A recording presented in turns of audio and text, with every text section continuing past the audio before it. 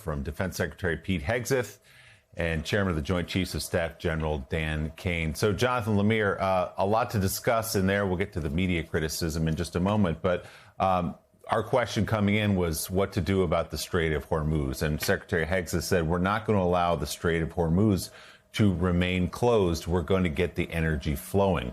How you do that is a completely different matter. He suggested that one of the three objectives that the administration has laid out is destroying the Navy. He believes that by destroying the Navy completely, the Strait of Hormuz can open up, but also somewhat downplaying the impact there, saying that some ships can move through there, contradicting what the oil markets are telling us this morning. Yeah, the ships that have gone through, though, are carrying oil to China, not, to the rest of the world. Secretary Hegseth, and let's be clear, was a pretty hysterical performance, really angry, it seemed, throughout much of that briefing.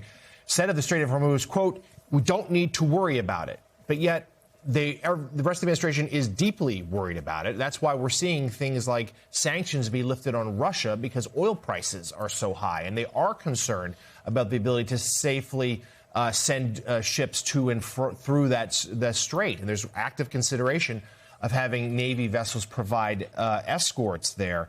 And Willie, we should just take a moment to note, as you just said, the media criticism here from Secretary Hegseth. It took about 3 seconds to levy his first shot at the media. He suggested that CNN would be better once David Ellison takes charge of it. That's the merger that's currently being considered. And just in striking contrast to what we have come to expect from Pentagon briefings in previous administrations, or even from, frankly, General Kane, providing far more of the factual updates of a war that, despite Secretary Hegseth complaining that the media is saying is widening, he said that in one breath, and in the next saying, well, actually, yes, we're escalating our strikes. It's the biggest day yet. That's the very definition of a conflict growing.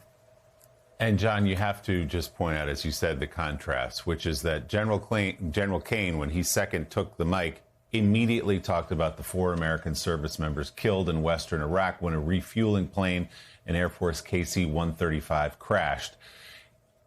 To open, it took Defense Secretary several minutes. He first complained about the media, whined and started to rewrite cable news banners, suggesting what they should say versus what they have said based on reporting, and then later got to the acknowledgement of the death of those 4 service members. Sort of tells you the whole story about where his mind is, deeply worried about the way the war is being perceived, the way he's being talked about, perhaps. That seemed to be throughout the briefing front and center to him. But again, some of the headlines are Secretary Hegseth saying we're going to get oil flowing through the Strait of Hormuz. Remains to be seen how that happens. He said today the most strikes since the war began, up 20% in his assessment. He also said that there will be a thorough investigation into the attack on a girls' school that killed some 170 people, and made a suggestion that perhaps the new supreme leader of Iran is at least gravely wounded. I'll put it that way, because the message that the supreme leader put out yesterday was a written message. He's right about that, and we haven't actually seen the new supreme leader out in public. So a lot to sift through there, John. Yeah, certainly. And there have been reports that this new supreme leader has been injured. He wanted to say perhaps disfigured. We don't know that. But certainly whether the new Ayatollah is actually calling the shots or not, certainly the regime remains in place. Hardliners are dictating the Iranian response. Let's now bring in MS Now senior national security reporter David Rohde, who was watching alongside us for that briefing. David, 2 things in particular, please. First, the Strait of Hormuz. Again, the defense secretary saying no need to worry about it, when we know, of course, that is what is consuming the administration right now, is trying to figure that out. And then also, you really flagged, there was a question there, and again, this was largely from a pretty friendly media corps, but a question from a Wall Street Journal reporter noting the uranium that Iran has and asking, well, if part of the goals here is to make sure Iran cannot have a nuclear weapon, well, what's the plan to secure that uranium, either militarily or diplomatically? The secretary had no answer.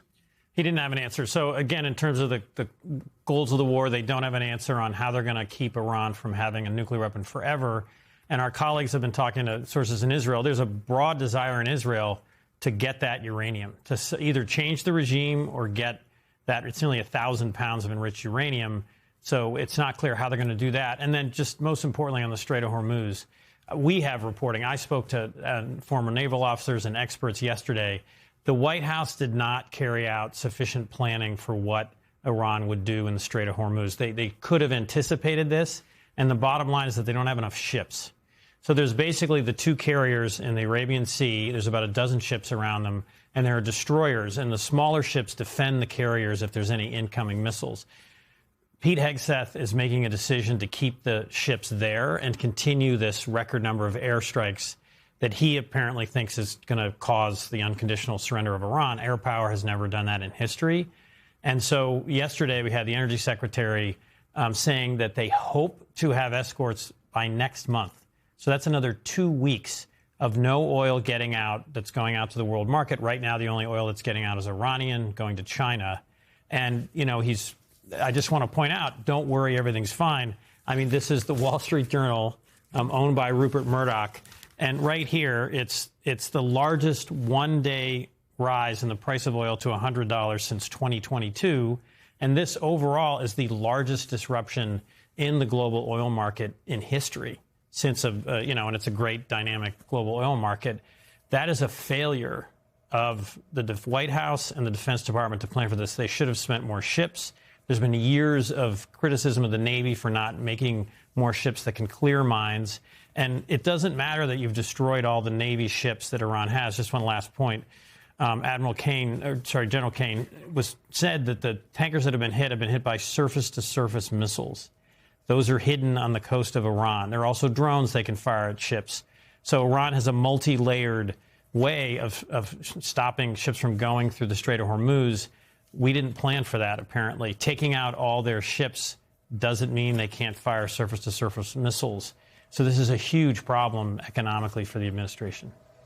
And Secretary Hegseth may not be worried about the Strait of Hormuz, but the world is extraordinarily worried. And the oil markets and people paying gas in the United States are extremely worried about it. Also, we heard earlier this morning from Treasury Secretary Scott Bessent, who said there would be escorts, U.S. naval escorts of ships through the Strait of Hormuz, raising some eyebrows there. No mention of that in this briefing with Secretary Hegseth and General Kane.